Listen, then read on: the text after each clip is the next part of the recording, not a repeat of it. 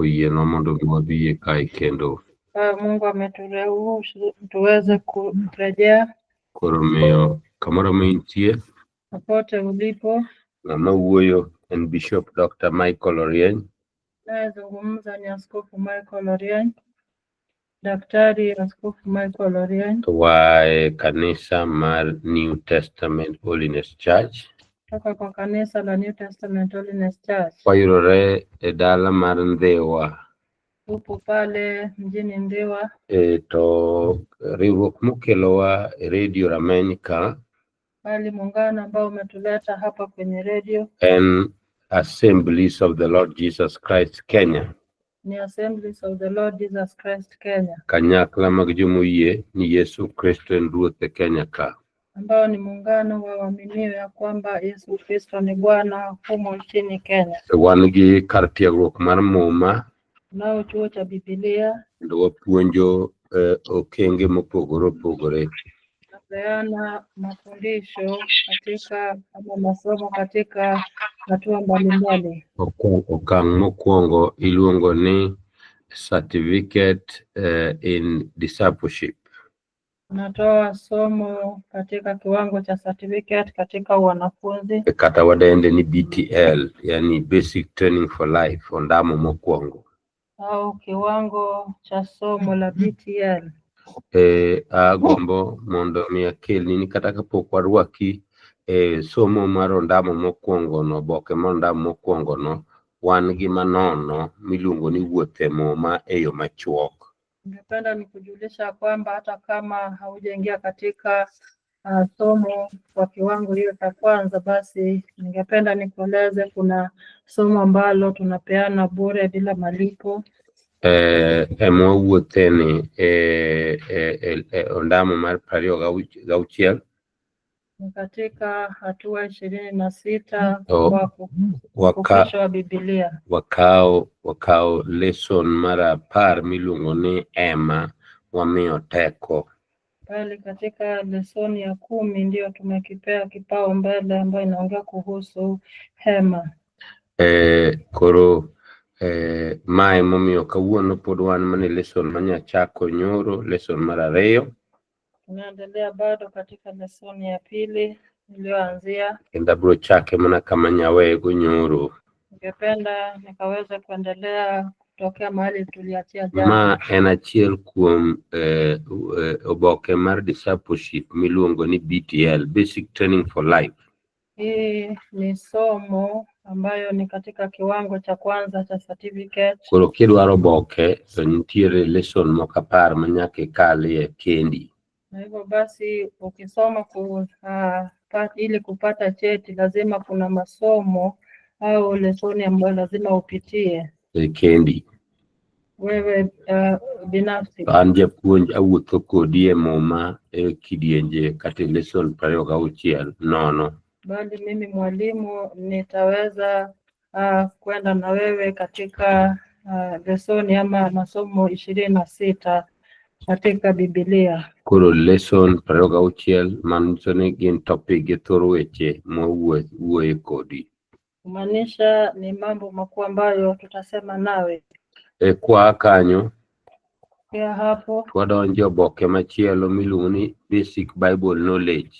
Naingia katika nyapa nyingine En gi somo auchiel ambayo inayo muhula 6. Kawan go boke mar diploma manigi somo bende 9 kimede auchiel ka koro romo 15. Na katika hadhi ya diploma ambayo inayo 15. Kawan gi mondo ichopi associate degree marwa nyaka chake med somo moko mbalang' 16. Na ili ukaweze kuhitimu katika ili kupata cheti cha associate degree lazima kuna masomo. Skundwani inyalo somo e yore 2 kata 3.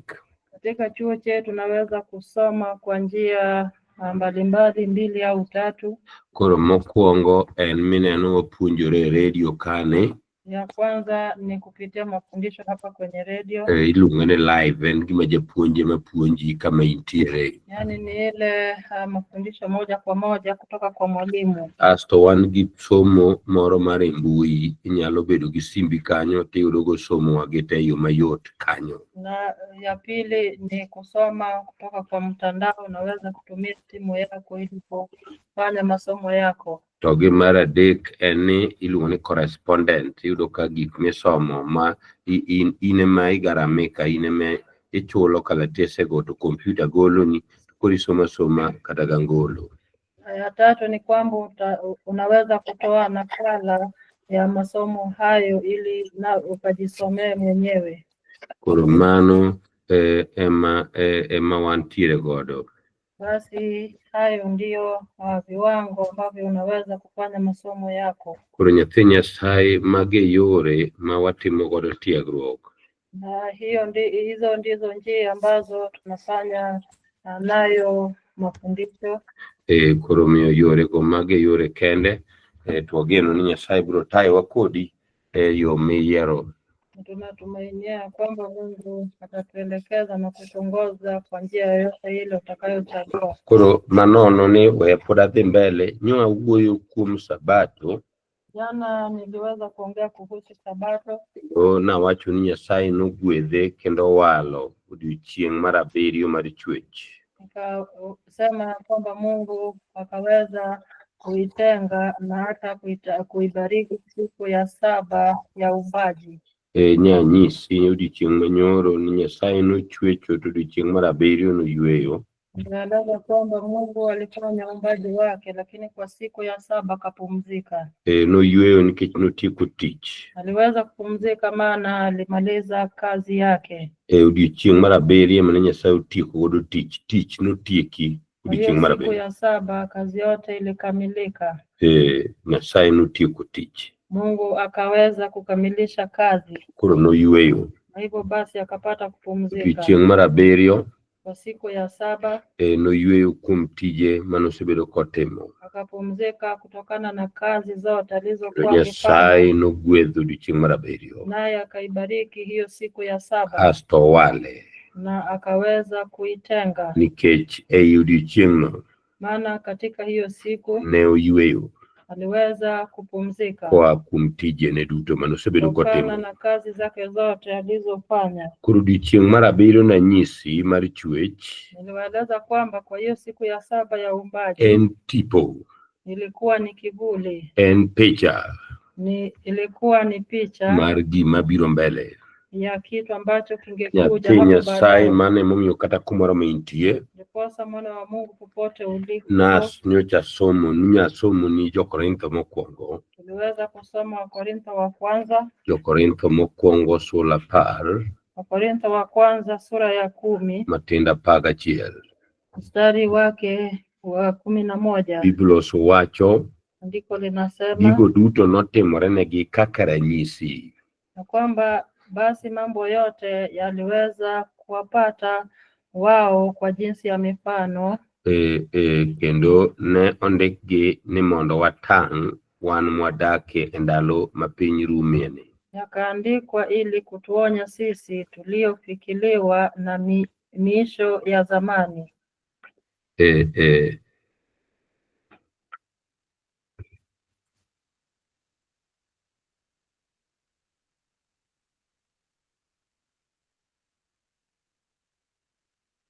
Koro nyathi Nyasaye, hivyo basi mwana wa Mungu, gima natemo dwaro mondo mi akelni, nilichotaka niweze kuwaeleza en ni Nyasaye nigi chenro motimogo gigene. Mungu ana mpango ama utaratibu wake wa kufanya mambo yake. Ne iseneno ka Nyasaye nyisi nochwecho odiochienge 7. Nilishawaeleza aliweza kufanya uumbaji kwa siku 7. Odiochienge 6 odiochieng' mar 7 yweyo. Kwa siku 6 na siku ya 7 akapumzika. Ibiro yudo ka odiochieng' mokwongo ochweyo ler. Tapata kwa siku ya kwanza kaumba nuru au mwangaza. Ibiro kufwenyo ni odiochieng' mar 4. Utaweza kupata kwamba katika siku ya 4 ochweyo chieng' gi dwe gi sulwe. Akaweza kuumba jua, balamwezi pamoja na nyota. Kori nyalo penjori Naweza kujiuliza ni to mano nang'o? kwamba ilikuwaje hivyo? In odiochieng' gotieno nosechwe odiochieng' mokwongo. Jua tayari walishaumba katika siku ya kwanza. Odiochieng' gotieno ne to chieng' ting'eni pok ochwe. Chieng' to pok ochwe gi dwe te podi. Lakini hata hivyo jua na balamwezi hayakuwa yameumbwa. Ing'eni ka chieng' opodho to mano otieno donjo. Leo hii najua unafahamu ya kwamba kama jua imetua tayari wafahamu hiyo usiku umeingia. To pare ni chieng' podi, dwe chieng' mar ang'wen podi kata dwe to ni odiochieng' gotieno osechwe. Lakini hii jua ya kwamba bado hawakuwa wameumba jua, lakini tayari kulikuwa na siku na mchana. Magi ne tipo mar Muma Manyien, New Testament. Haya yote yalikuwa ni kivuli ya Agano Jipya. Paulo wacho ni gigi notimre mondo mi wan watang' wa jomo dak e ndalo ma piny rumeni. Paulo anasema kwamba haya mambo yote yalitupata ili iweze kutuonya sisi tunayoishi katika siku za mwisho. Nyathi Nyasaye, Bwana wa Mungu, odiochieng' mar abiriyo en tipo mar warruok mabiro e Muma Manyien. Siku ya 7 ilikuwa ni kivuli cha wokovu ambacho kingekuja katika Agano Ibiro romo Jipya. gi tipo mang'eny kaka omedo dhi mbele kodi wuotho kodi e Muma Manyien ka, Muma chon ka. Utaweza kupatana na mifano au kivuli jinsi ambavyo tunaendelea katika Agano la Adiera ni Muma Manyien ambayo ukweli upo katika Agano Jipya. To Muma chon ten tipo mar adiera midhi el e Muma Manyien.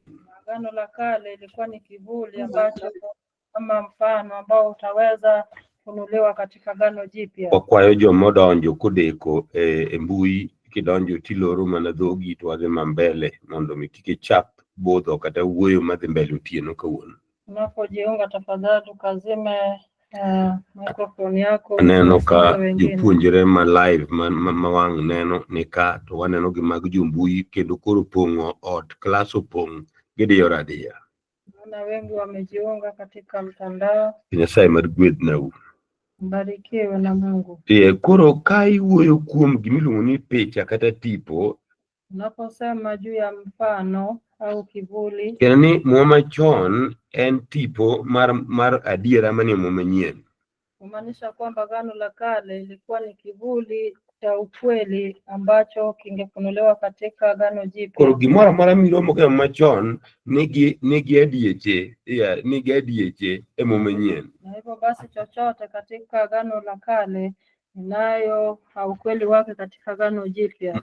Odiochieng' mar abiriyo mar chwechno en tipo mar yweyo ma wan wayweyo go kuom Nyasaye ka sa ochopo Muma Manyien. Hiyo siku ya 7 ya pumziko ni siku yetu ambayo tunapata kupumzika nayo kwa Mungu wetu. Koro mane tipo makasane oromo to en tipo mar warruok mane dhi biro mbele. Hiyo ilikuwa ni kivuli cha wokovu ambayo ungekuja hapo baadaye. Wuoyo kuom mane rito wa mbele. Naongea kuhusu pumziko ambayo ingetusubiri baadaye. Makisomo Biblos, ambao ukisoma Biblia biro nyisi yweyo mani kuom Ruoth. Takueleza kuhusu pumziko ambayo inapatikana kwa Bwana. Nyathi Nyasaye, Mwana wa Mungu. Biblos wache Zaburi 121 ni wasesomo. Andiko linasema katika Zaburi 121 ambayo tayari tulisoma. 121 matendo 4. Zaburi 121 mstari wake wa 4. Wacho ni adier jarit Israel ok nur kendo nindo ok tere. Ambayo nasema ya kwamba nasema naam, hata sinzia wala hata lala usingizi yeye aliye mlinzi wa Israeli. Mano wes ang'wen. Ile mstari wake wa 4. Manyiso ni ok onyal nindo kata mana yun mach ok onyal tere.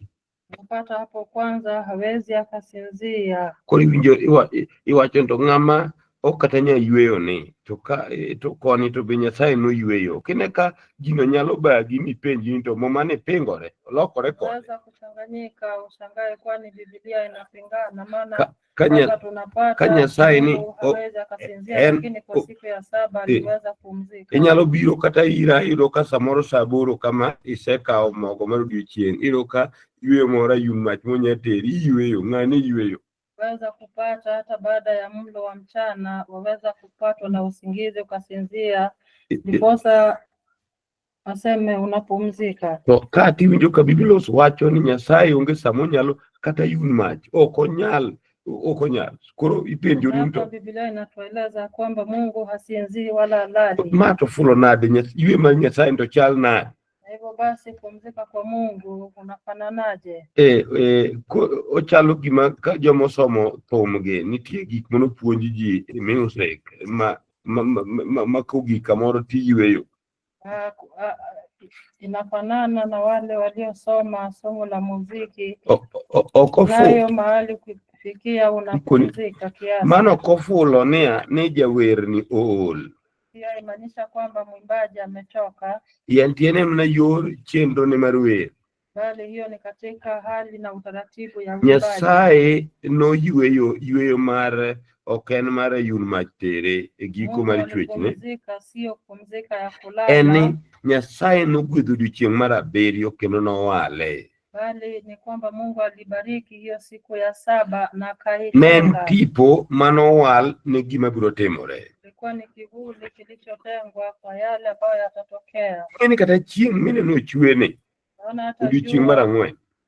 Jua iliyoumwa katika siku ya 4. Ondike nitiere ma achiel kuom alama gima biro ranyisi mabiro nyiso duogo mar Wuod Dhano. Hiyo ilikuwa ni mfano ambayo itadhihirisha kwa kurudi kwake Mwana wa Adamu. Koro nitie kaka ing'eyo chieng'no gi dwe mondo gik moko otimre. Na hivyo basi kuna vile jua na mbalamwezi natazamwa ili mambo mengine yatendeke. Kisomo chike apar Wuok 20 Matindo 8. Kisoma kitabu cha Kutoka 20 mstari wa 8 kuhusu zile amri 10. Sabato ni nowale kendo wach ni ukete maler. Nasema kwamba sabato iliweza kutengwa na hata ikatakaswa. Sabato no tiende ni yweyo. Hiyo sabato manake ni pumziko. Magi tipo kata picha mar adiera mar New Testament, sirruok manyien.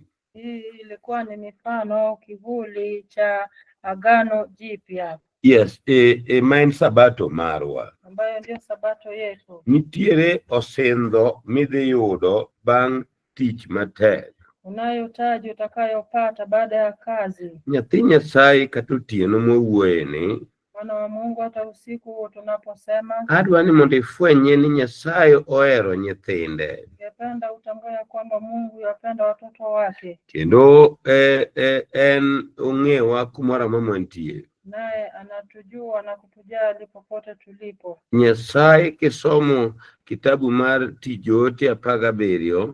Kisoma Matendo ya Mitume 17. Aero bugno kata kiome mana gi chien kono kamane wuok Tich Joote 17 chake kata mana 23. Matendo ya Mitume 17 uanzie kwa mstari wa 23. Wacho Paulo wacho ni kana kalo wacho nikech kane awuothe dala ka mi arango kuonde mag lemo to ne aneno kendo mar misango mondikni kendo ni oket ni Nyasaye ma ok ong'e. Sababu nilipokuwa nikipita huko na huko na kuyaona mambo ya ibada yenu, naliona madhabahu iliyoandikwa maneno haya, kwa Mungu asiyejulikana. Iwinjo ka kata kamoro inyalo lamo Nyasaye makata in iwuon ikia pok ofwenyoreni. Wakati mwingine waweza kumwabudu Mungu ambaye hata wewe mwenyewe haujamjua ama to Nyasaye mulamo ma ok ong'eyo no. Na huyo Mungu mnayemwabudu msiyemjua. Ema koro wan e Radio Rameny kaachiel kod kwe mondo wanyis wachne. Ndiposa tuko hapa kwenye Radio Rameny pamoja na kweli tuwaeleze habari yake. 24 wacho ni Nyasaye manochweyo piny kod gik moko duto manie iye. e ruodh polo gi piny kendo ok odagi hekalu ma dhano mogero. Mungu aliyeufanya ulimwengu na vitu vyote vilivyomo, yeye kwa kuwa ni Bwana wa mbingu na nchi, akai katika hekalu zilizojengwa kwa mikono. Ang'eyo ni kawuono wan jokomiti kendo wagero kuonde mag chokruok, to mago lamo oselokore. Lamo nochakore e kendo Kanoa. Najua leo sisi ni wanakamati wa kujenga, lakini ibada tayari imebadilika tokea wakati wa Nuhu. Kanoa kacha ne en mana kendo achiel kende mani ilamo kit lemo ne en wang'o gi timo misango. Kwa wakati huu ama katika enzi ya Nuhu, ibada ilikuwa ni kutoa dhabihu. To kidhi e God Sinai kama koro lamo chako oyawore malachi e yor ema, wayudo ka kendo gi olokore gin ariyo. Katika mlima Sinai sasa ibada ikapanuka, kukawa na madhabahu mawili. Kendo walero gino kowuotho e kor gwenge kwalero ema ne fwenyruok mang'ongo ma Ruoth oketonwa ka jo LJCK. Tunaenda tukieleza habari ya hema ambayo Mungu ametufunulia sisi kama wana wa kiwuok e hema tidonje hekalu.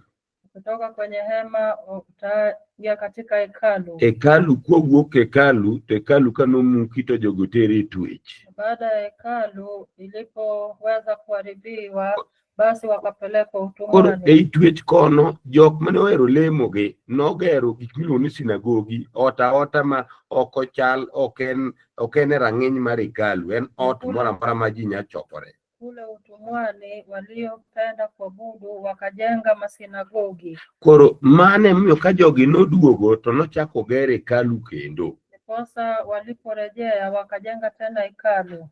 Mineno ka Ezra bogero ji oduoko ji to Zerubabel ema nogero hekalu ni, kiwe mani Solomon ogero cha.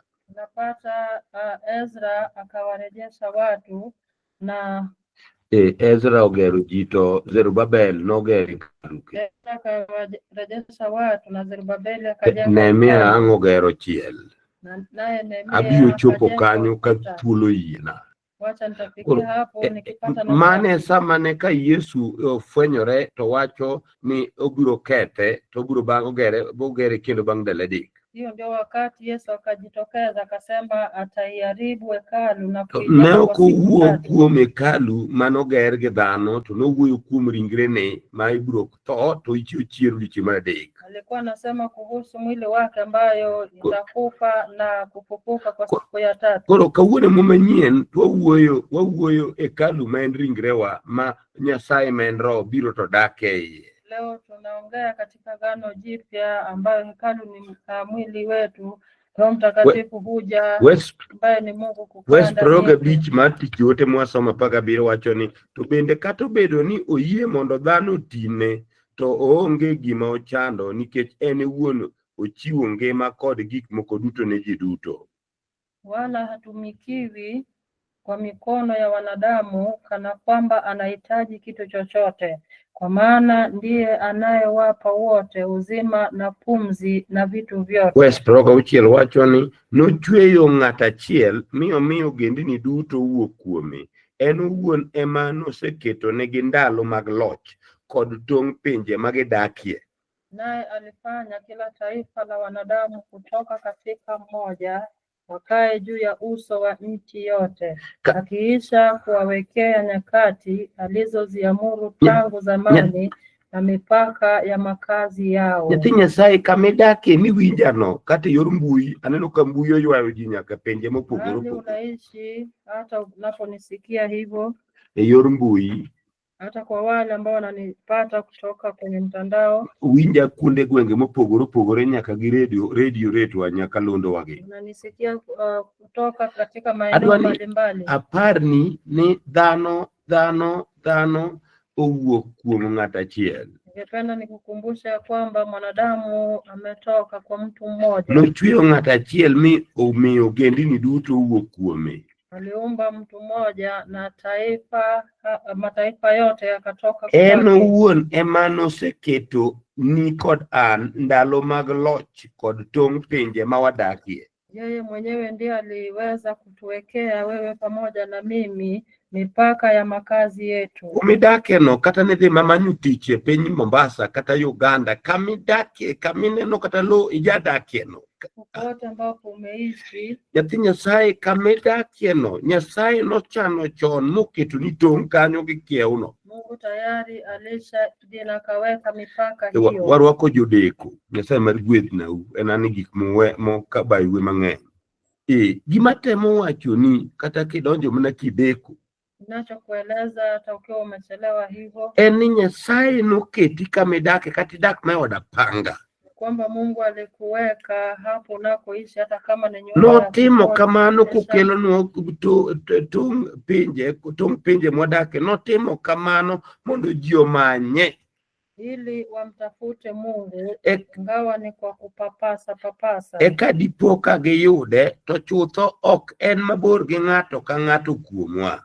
Ili wamtafute Mungu, ingawa ni kwa kupapasa, wakamwone, ijapokuwa hayuko mbali na kila mmoja. Wes proga boro wacho mane masomo mogik e kanyo tadhi mbele kuma nantie, nikech ang'o? Nikech kuome ang'o midwa ni Nyasaye noketo ni kamidake no mondo ok ni many tich Mombasa kata Nairobi kata Uganda. Mungu akakuweka mahali ulipo, si kwamba utafute kama idake miwinja redio tieno makawuono ni. Lakini popote unapoishi, Nyasaye noketo ni tong' kanyo makata samoro ote ma otami chulo. Nyasaye ong'eyo gimidar kanyo, idhi kama chielo. Mipaka yako hapo, noketo otimo kamano ni ok ni mondo idhi kanyo idhi many tich, idhi many dhako, imany dichuo, imany giminyamany. Gimonengore dhano many en Nyasaye.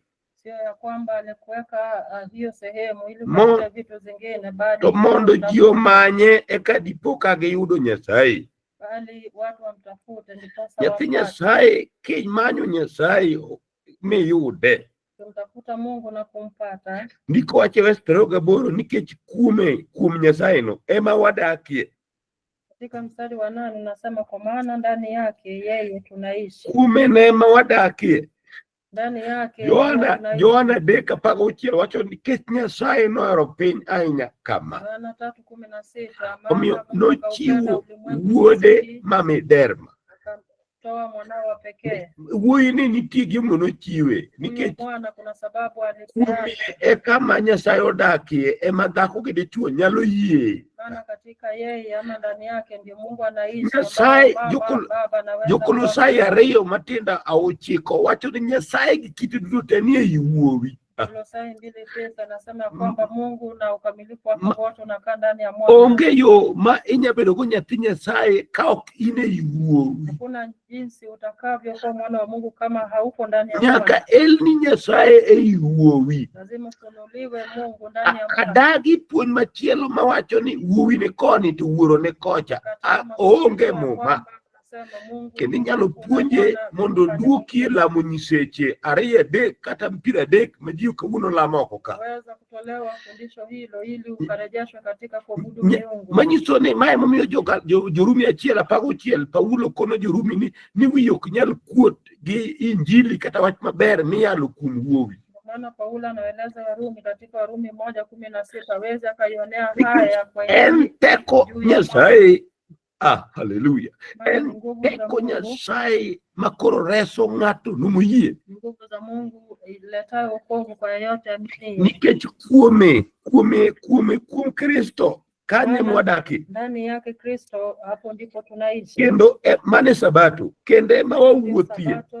Tena ndiko bende mawantiere. Na kuwa na uhai. Mana kaka jondiko moko nowacho ni wan bende wan nyithindi. Kama vile mmoja wenu mtunga shairi alivyosema, maana sisi sote tu wazao wake. Koro Yesu wacho nyasomo ni Mathayo 11 matindo 28. Somea Mathayo 11:28 Yesu anasema. Wacho maber kisomo 28.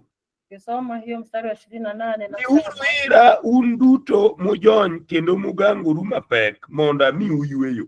Njooni kwangu ninyi nyote mlemeao na mizigo mizito, nitawapa pumziko. Ma yweyo mar Sabato, ma wuon Sabato chiwo nono kokalo kuom Injili. Hii ni pumziko ya mwenye Sabato ambaye anapeana bure kupitia Injili. Jalno manosemi tong' ma odakie mondo many Nyasaye to dag gi Nyasaye. Yule ambaye aliweza kupewa mipaka, mtafute Mungu na ishi na Mungu. Yo ma Nyasaye luongo ji en kokalo kuom Injili, wach maber miyalo mondo ng'at man gi misigo bembo otieno ni omanye wuon kaunti. Watu pata naye Mungu ni kupitia habari njema inayohubiriwa. Mtu aliyebebeshwa mizigo amtafute apate pumziko. Ndipo wache 29 ni rwakuru lodi ma amiyou e ng'utu kendo puonjre uru kuoma nikech chunya muol kendo dembore. Nasema katika mstari wa 29 ya kwamba jitieni nira yangu mjifunze kwangu, kwa kuwa mimi ni mpole na mnyenyekevu wa moyo, nanyi mtapata raha nafsini mwenu. Yesu eni yweyowa, Yesu e Sabato wa. Yesu ndiye pumziko letu au Sabato. Paulo kono kanisa ma Filipo ni onyalo timo gik moko duto kalo kuom Kristo mamiye teko. Paulo anaeleza kanisa la Filipi ya kwamba na yaweza mambo yote kupitia Kristo amtiaye. Jo-Galatia 2:20 wacho niya, Galatia 2:20 unasema, osegura kod Kristo tok ane mangima. Nimesulubishwa pamoja naye Kristo, bali si mimi huishi. Owacho malong'o ni koro ok ane mangima to Kristo mangima e iya. Kendo ngima ma koro an go mana nikech yie ma yiego kuom Wuod Nyasaye mane ohera mi ochiwo ngimane nikech an. Nimesulubiwa pamoja na Kristo, lakini ni hai, wala si mimi tena, bali Kristo yu hai ndani yangu. Na uhai nilio nao sasa katika mwili, ninao katika imani ya mwana wa Mungu ambaye alinipenda akajitoa nafsi yake kwa ajili yangu. Nitiere tieng' mar jopolo to gi mar jopiny. Kuna kizazi cha watu wa mbinguni na watu wa ulimwengu. Koro sama Nyasaye ne chwecho onego ipenjri ni to inie tieng' mag jopolo koso jopiny. Wakati Mungu alikuwa anaumba, wapaswa kujiuliza uko katika kizazi. Sama Nyasaye ne chwecho, Nyasaye no chweyo piny kod jopiny gi jopolo. Wakati Mungu alikuwa anaumba, kawaumba wa mbingu na wa nchi. Mano wes monengore yawo iye ahinya. Hiyo ni mstari ambao unapaswa kuipanua sana. Jomoko nitie mapingo wach Nyasaye. Wale wanaopinga neno la Mungu. Kagiwacho niya, wakisema kwamba ni Nyasaye nokochweyo piny dibiriyo, na kwamba Mungu hakuumba nchi mara kata saba seche 24 katika masaa 24 kata odiochienge au katika siku. Wan gi dwoko ariyo e penjono. Katika hiyo swali kuna majibu mawili. Muma onge kama owacho godo ni nochwecho kidienje abiriyo. Kuna mahali Biblia inasema kata ndalo kata seche 24 kata odiochienge au katika masaa 24 au katika masiku. Yes, muma wacho mana ni nitie nochweyo polo gi piny. Ndiko linasema kwamba aliziumba mbingu na nchi. Nochweyo polo gi piny. Akaumba mbingu na nchi. Odiochieng' mane Ruoth chweye polo gi piny, siku ambayo Mungu akaumba mbingu na nchi. Chakruok achiel Mwanzo 1 wacho ni nochweye e ndalo 7. Sema kwamba akaumba kwa siku 7. Koro kabe wan gi tienge 7. Basi hapa pia ndalo go kendo odiochieng' mar wuok tich 2 gi siku hizo sio ya Jumatatu. Ne gichung' kuom tienge 7. Ilisimamia yes. Koro yudo ni tiengegi to magi odiochieng' nochweyo polo gi piny. Basi vizazi hivi vinasikia hizo ndio siku akafanya umbaji. Koro ipenjori ni ne en odiochienge 7 koso ne en tienge 7? Ngine wajiuliza zilikuwa siku 7 ama vizazi 7? Koso notimore dichiel. Ama mambo haya yalitendeka kwa adiera mantie ni ok wang'eyo ni okawo thuolo maromo nade. Samoro nonyalo kawo higni 1000 kata gana Wengine Okwang'eyo. angechukua miaka maelfu. Wach Nyasaye leronwa ni odiochieng' achiel kod Nyasaye romre gi higa 1,000. Neno la Mungu linatueleza ya kwamba siku moja kwa Mungu To ni kama higa miaka 1,000 1,000. romre gi odiochieng' achiel. Mano kisomo Petro mar 2 sura 3 matindo 8. Soma Petero wa pili sura ya 3 mstari wa 8 Koro kwamba miaka 1,000 ni kama siku moja. Koro samoro ng'ato nyalo penji ni to ma ne ni higa 100 kata 1000 nikech odiochieng' achiel mwakia wakia moelnwa mwanyisou. Mtu anaweza kuuliza basi ilikuwa muda gani, bali hiyo yale tunayojua ndio tutawaambia. Koro Yale tusiyojua tuseme. Koro duoko na mar 2 en ni ka Nyasaye ne dwa ni mondo ochwe piny odiochieng' 7 moting'o seche 24 ni. Ya pili ni kwamba kama Mungu alitaka aumbe ulimwengu, kwa hiyo nonyalo mana time kamano nikech en Nyasaye. Fanya hivyo maana yeye ni onyalo timo gimohero. Kisomo Fweny 19 matindo 6. Kisomo Ufunuo 19 mstari wa 6. Kisomo Fweny 19. Kisomo Ufunuo 19 matindo mstari 6 wacho niya, mstari wa 6 unasema, bang'e ne ochako awinjo gima chalo gi koko oganda mang'ongo kendo machalo gi pige mang'eny kawuo, bende machalo gi polo mamor matek kawacho niya, opak Nyasaye, Ruoth Nyasachwa manyalo gik moko duto osekawo lochne. Nikasikia sauti kama sauti ya makutano mengi, na kama sauti ya maji mengi, na kama sauti ya radi yenye nguvu ikisema, Haleluya, kwa kuwa Bwana Mungu wetu. Timotheo mokwongo sura 6 matindo 15 gi 16 wacho niya, Timotheo wa kwanza sura 6 matindo 15. Timotheo wa kwanza 6 matindo 15. sura ya 6 mstari wa 15. Wacho ni Nyasaye mipako ma en kende wuon loch nomi Kristo bie kinde ma en wuon oseketo, en ruodh ruodhi kendo en jaloch moloyo joloch duto.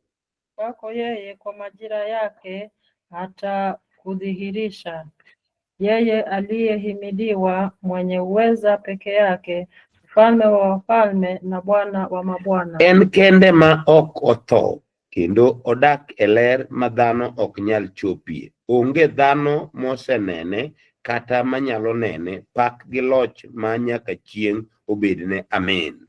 Ambaye yeye peke yake hapatikani na mauti, amekaa katika nuru isiyoweza kukaribiwa, wala hakuna mwanadamu aliyemwona wala awezaye kumwona. Heshima na uweza una yeye hata milele na milele. Timotheo mokwongo sura 1 matindo 17 wacho niya, Timotheo wa kwanza sura 1 matindo 17. sura ya kwanza mstari wa 17. Opak Ruoth mochwere, en Ruoth ma ok tho kendo ma ok ne.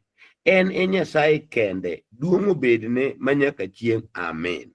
Sasa kwa mfalme wa milele, asiyeweza kuona uharibifu, asiyeonekana, Mungu peke yake, na iwe heshima na utukufu milele na milele. Koro kasomo kendo, ninaposoma tena, magi e tienge mag jopolo gi jopiny sama nochwegi. hivi ndivyo vizazi vya mbingu na vya ulimwengu wakati viliumbwa. Odiochieng' mane Ruoth Nyasaye nochwe godo polo kod piny. Siku ambayo Mungu akaumba mbingu na nchi. Nyasaye ok nyal chwecho to gik mochwe onge ei chwech. Mungu hawezi akaumba na hakuna vilivyo. Ok onyal chweyo polo gi piny to gik manie piny gi polo to onge iye. Hawezi akaumba mbingu na nchi na hakuna vitu ndani yake. Yes, koro Nyasaye nochweyo polo gi piny. Hivyo basi Mungu akaumba mbingu na nchi. Koro nyathi Nyasaye kisomo Wesa 6 Soma mstari wa 6 wacho maber chakruok cha ma wantiere. Katika Mwanzo ambao tulikuwa tunasoma, wacho ni eka Nyasaye nowacho ni gima pogo pi diriyo mondo bedie. Mstari wa 6 Mungu akasema, na liwe anga katikati ya maji, likayatenge maji na maji. Mano mar abiriyo wacho ni kuom mano Nyasaye nochweyo gima nopogo pi gi malo, pi mamalo gi pi mapiny, mi nobedo kamano. Mungu akalifanya anga, akayatenga yale maji yaliyo juu ya anga na yale maji yaliyo chini ya anga, na ikawa hivyo. Koro iyudo ka Nyasaye nochweyo dhano koa e buru. Na Mungu akamfanya mwanadamu kutoka kwenye udongo. Nyasaye nochweyo dhano. Mungu akamfanya ama kumumba mwanadamu. Sama nochwe dhano kogoli e lowo, wakati alimuumba mwanadamu kutoka udongo, okudho muche kuome, akapuliza pumzi yake eka dhano nobedo chwech. Ndiposa mwanadamu akawa kiumbe. Nyathi Nyasaye mane pogruok mar dhano gi lee. Hiyo ndio tofauti iliyoko kati ya Nyasaye nokowacho awacha dhano kaka owacho piny, owacho gik moko to bet abeta. Mwanadamu hakuumbwa kwa kusema tu vile Mungu alikuwa anatamka na mambo ya gik moko adek notimore sama nichweyo dhano. Bali vitu vitatu vilitendeka wakati mwanadamu alikuwa anaumbwa. Nyasaye nochweyo dhano kogoli e lowo manie piny. Mungu akamfanya ama kumumba mwanadamu kutumia udongo alio. Ng'ia ne lowo no kanie sanduk koonge gi muya, onge much Nyasaye, kend lowo ng'ano nindo. Tazama udongo huo kama hana pumzi ya Mungu. Eka Nyasaye ma en roho, kisomo Johana sura 4 matindo 24.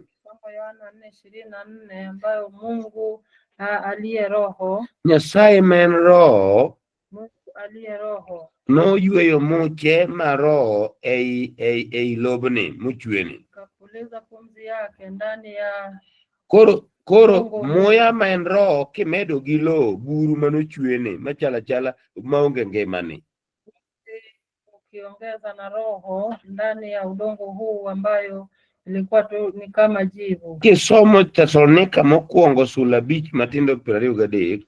Somo Thessalonika wa kwanza sura ya 5 mstari wa 23. Biblos wachonwa, andiko la Mungu linatueleza ni Nyasaye owuon ma wuon kwe mondo mi ubed maler chutho kendo rit chunyu gi ngimau kod ringreu, mondo ka Ruoth Yesu Kristo biro ubed joma onge bura chuth.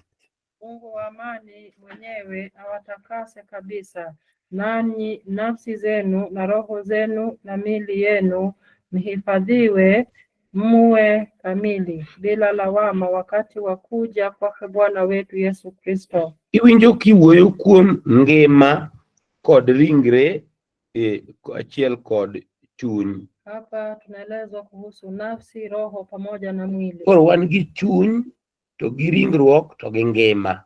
Nafsi, roho na mili. Koro mano mar ang'wen. Nikech mar adek dhano bedo mangima, gik moko ariyogo miyo ngima nitie.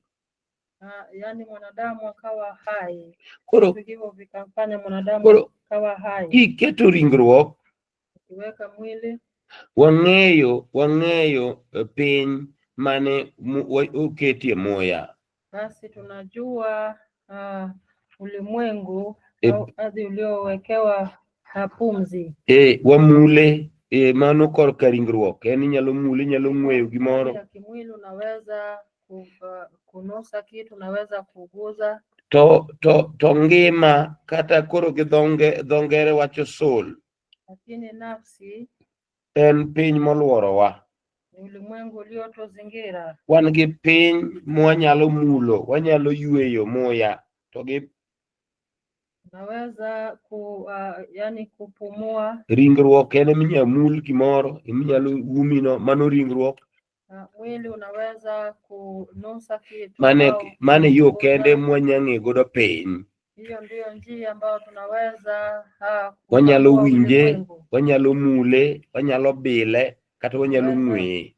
Tunaweza kuguza, tunaweza kunusa. To ngima konyowa mondo wang'e piny moluorowa. bali nafsi yetu inatusaidia tujue ulimwengu uliotuzingira. En moketo wabedo gima wan. Hiyo inatufanya tuwe sisi. To chuny mowuoyeni Roho hii miwa ng'eyo piny moyombowa. inatufanya Nikech tunafahamu Nyasaye en roho kendo noyweyo roho ne kuomwa. maana Mungu ni roho na akaweza kupuliza roho yake ndani yetu. Mane chuny modak kuom dhano mopoge gi le miloso sup to go rumaruma. Hiyo ndiyo roho inayokaa ndani ya mwanadamu. To dhano koponi kati nege to nyaka yud ka chuny cha tami kata bagi nikech opogore gi le.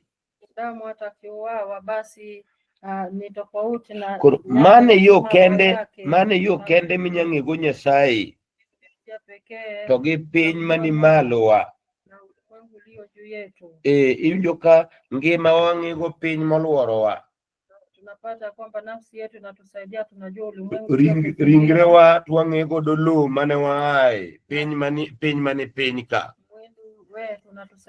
Emomiyo ka ng'ato tho odok e buru piny kono. Maana mtu akifa anarudi mavumbini. Thuolo tama mondo adhi mbele. Ng'wonna onegore kora akaw simbe e daka machuok modong' ni kiny chak imon jadeko kiny kik ilewe skundwa ni klaswa ni. Ona muda umekwisha, nitaka na waile mamos kwa jo chiemo ruoth biro meda teko mondo akaw kada seche ariyo. An weche kingeko matin gi jaloko to sa ose mana mayo wang' ose ruma.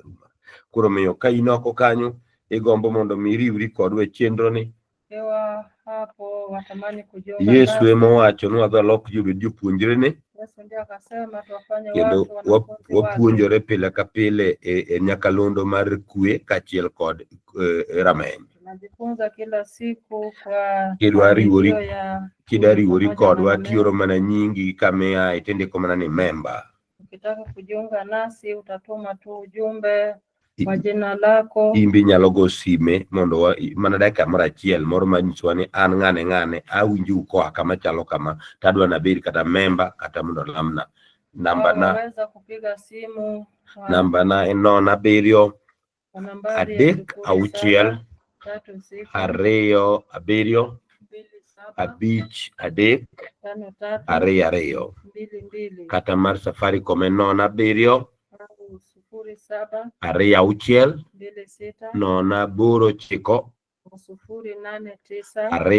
2 7. Inyalo gocho na samora amora kata kokwan ma radio ka. Ma namba na mok mar jo radio. Hello. Pole fore manona 7 3 6. Habari ni 0736 2 7 2 322. Hello. Hello. Podan noka ya muchandi kono namba na poden na macha inyalo oro na mana message iwacho mana ni an ng'ane kama chalo kama member mano wadhirwa kie puonj manono mwawuotho kod jowadgo te. Abora mo intiere bed thuolo mar orwa ote mondo warwaki register mar jokanyo. Hello. Hello. Jadolo. To mano ng'ati awinja kwa kanyo. Hello. Osani. Iwinjo maber Nyasaye mad gwedha be sebedo member. Asebedo. Kumisore nyaka message mokelni ni koro in member.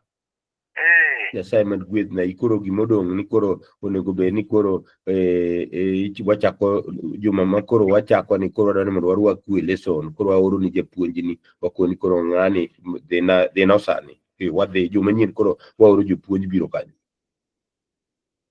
Nyasaye mad gwedhna. Kolo mar oro sime ne Bishop Dr. Michael Oren mondo mi tudri kode kachiel kokalo kuom namba ne bende wasiko wasomo e yamo.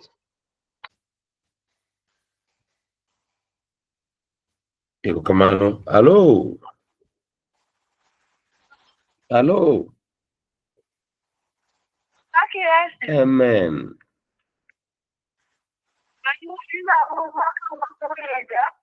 We got guaze. Winja. To bisebedo member. Odi. ora nyingi kamiaye no tinde komana ni member kata kidwaro lamo ndi komana ni lamo to wabeda beda to Nyasaye telno ten sema dwed na kama namba na pure no na birio adek auchiel ariyo abiriyo abich adek ariyo ariyo kata mar Safaricom nono abiriyo ariyo auchiel nono aboro chiko ariyo aboro abiriyo. Kamoro mintie katin me piny Mombasa, Nairobi, kati winja me mbui ya inyalo gombo mondo mi iriwri kodwa or mana ute machuok mana gi nyingi kamiaye to wabiro keti e chendowa ma kindikonwa namba ni maber to wabiro goni sime wabiro penji ni to namba ni ma Safaricom to en mane to dhok mane namba mi penji ma kindikona chuth tindiko ni ma mar Safaricom to dhok ma gombo winjo godo puonj en dhok ma kamano nikech ok ji te winjo dho onagi wane. Inyalo gombo winjo wage dho ngere wadhuma kigombo winjo wage Kiswahili winja ka jaloko na betemo kanyo. Koro miyo wan ka waikore dhi kuno nikech wakale piny Tanganyika jomoko winjo mana loka cha biluongo ni mara kono ng'eni koro dholuo ni rumo ma e dhoge ka koro kaka medo dhi kono namba na en nono abiriyo adek auchiel ariyo abiriyo abich adek ariyo ariyo kaki mano gombo winjo message ni to puonjo dhi kodi nade yorno maute. Hello mano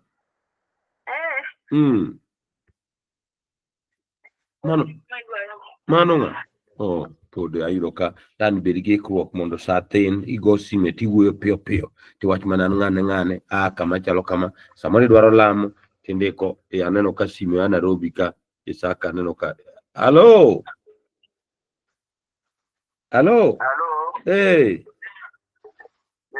Ana Isaka Omayo ma Nairobi. Erokamano wadwa. Ini oro mana nyingi kaka itaneni ka ine mbui malerni, itaneni ka ine mbui wakae. Ini oro mana nyingi to ge namba ni ma Safaricom kore ndiko ni ma Safaricom to ge dhok midwani mondo mi iyud godo puonj gi kamiaye tieka wan onge chudo moro amora mabeda member ka en no Erokamano to mar ariyo adwaro mondo mi obatisa nikech awinjo injili maber batisa adwaro mano wach ma okiny piny na lel ka ruoth oyaw no ya piny Nairobi kumiaye Komarok en Komarok koso Kayole wadhi go sime mondo wane yo mwatimo godo chenro no watem chenro mapiyo kanyalre ma kok wayudo ng'ato kanyo to ng'ang'e ni an kada ndege uketo piny mayot nyaka ng'ato ng'amo mondo kaw nying Yesu Kristo mano uyiero mitimo mowinjore kabisa ma nyaka los ne chenro mondo wabi e piny Nairobi kono an pigi odhuro moko iluongo ni swimming pool moko ba uche ka gilela ahinya to wamanyo ma swimming pool to waluonge nying Yesu ok wakiew wang' ji bokal bandera be ok luong ni wuoro maler gi dau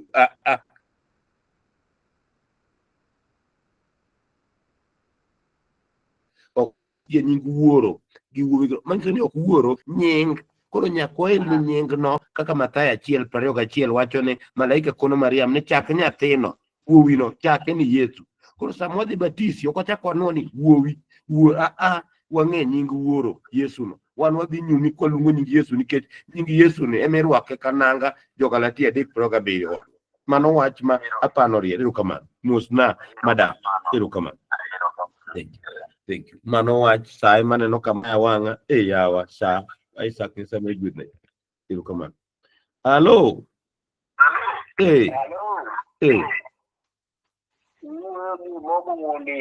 Mogondi ka kanye Mondi ka piny Maralara. Erokamano wadwa.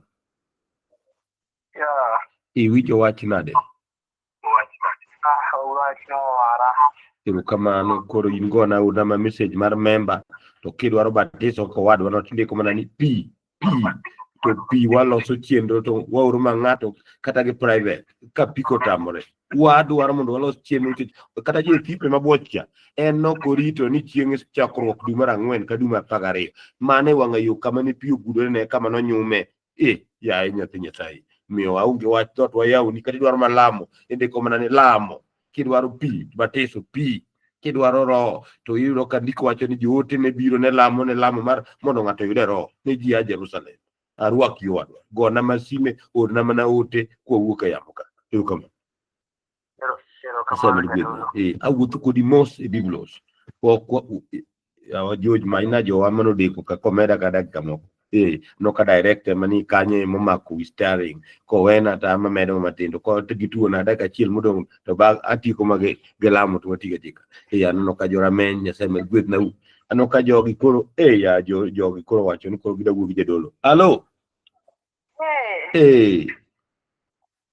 dwaro lamo ndika message ni ngane ya kama chalo kama tindi kuma ne lamo mang'eny koro wadhi wuoyo koro ka wan kodi wan koro waoro lamo wache ni gik mitimo leng to Nyasaye ka duoko ayanga ok da wache ni iler na sani ya muka indik na ndika tindi kone lamo kamia eno aneno ka amiso ndai osandiko message ka indik na ndika koro kiwuoyo koda koro an mang'eny wadhi wacho kodi dada lamo watimo sa te otieno odiochieng seche te lamo wach ni kik oywe kata nikech pok ayudo ote mar medo na sa omiyo wakul mawangi mondo atiek gi lamo mondo atiek mana gi chieno nagoro kamano jowinjona Nyasaye mar gweth na ukinyo don chon sa 2 wang' kata ka jo redio pok odonjo jombui donjo nyon wachak gi yudwa mambele to wato ka sa gi rom to wawe wachunga kan wakul wangi wala mondo wawe ne chieno moko bodhi mbele. Wuoro maler erokamano kuom miyo wachopo ine chakruok man wachako kodi kendo in be atieka ma koro tieko kodwa akawo dhako ne dichuo ne nyathini masomo kata motieko masamoro tich orumo ne masamoro ot rach kode yor mogo yor ang'o rawo gik miwacho ni meda alamo ne gi sani ya Nyasaye amako nang chunyi timo gi jasigu mok dwar ber ne dichuo dhako ot manyo chakore ojoko ketho no ketho udi ojakuo okwalo to nego agolungo Yesu jal mangima ochiwo ngima mogundho otieno ni alamo ne jawinjona Nyasaye bed ni en osuptal bed ni en ng'ama ni e barabara wuja sani bed en ng'at ma samoro ngima ne ok ne maber ruoth ine kansela ma Nyasaye wache chiko matinda utiel ni ine nyathi monyuol wuochi jabura makare Nyasaye mauno ruothi dendi nyinge ni ng'eny iluongi kata ni wuoro manyaka chieng' Isaya odimbo nyathi ni mae wuoro manyaka chieng' ma piny odagi yien ruoth alamo ne jawinjona para joma ni otwech para nyaka jogo masama chalo kamagi ruoth giwito jowete kendo gikuyo giwinja e redio giwinjo redio ne sama gine e kuyo ruoth alamo ne giduto te alamo ne nyaka piny Kenya nyaka jotendwa manwa yiero kata mapod do aketo gi ruoth e nyimi ni ne ruoth kwe ine kendi ma kwa manyo ine president mar polo ge piny teko duto ni kuomi ruoth to jotelo gore chong piny ruoth alamo nyaka jo nyandema mowuok oko gituo ni mai wach Nyasaye ruoth par nagi ruoth alamo ne joweche duto teko ni magintie ero kwa chako tieno tel chakodwa mondo mi ka kiny ruoth kodwa yaw kodwa piny bwagoni mayo kamano mana kuom api ni ruoth Yesu Kristo alamo. Amen. Simon gweth na bed gotieno makare kiny warom sama chon sa 2 wang' mondi jamondo ema kaw gik moko.